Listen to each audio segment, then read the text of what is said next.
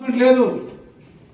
నువ్వు ఓడిపోవడానికి ప్రధాన కారణం పార్టీ కార్యకర్తలని, పార్టీ కష్టపడడం గుర్తించుకోవటమే, ఎమ్మెల్యేలు గౌరవించమని కూడా మరి మీడియా ద్వారా కూడా తెలియజేస్తా ఉన్నాం. నిన్న చూస్తా ఉన్నాం, చంద్రబాబు నాయుడు గారు బ్రహ్మాండంగా గెలిపించుకున్నాడు. పవన్ కళ్యాణ్ గారు, చంద్రబాబు నాయుడు గారు, ఒక ఎంపీ గారు ఫ్లైట్కి అవకాశం ఉందా లేదా, నీ పరిస్థితి ఏంటి అని కూడా అడగడం కూడా జరిగింది.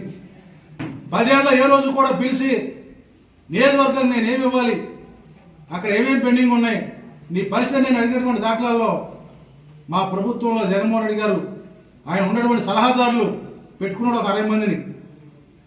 ఎందుకు పెట్టుకున్నాడో తెలియదు, వాళ్ళు ఏం సలహా చెప్తారో తెలియదు, మరి అసలు ఈయన ఏం చెప్తారో తెలియదు.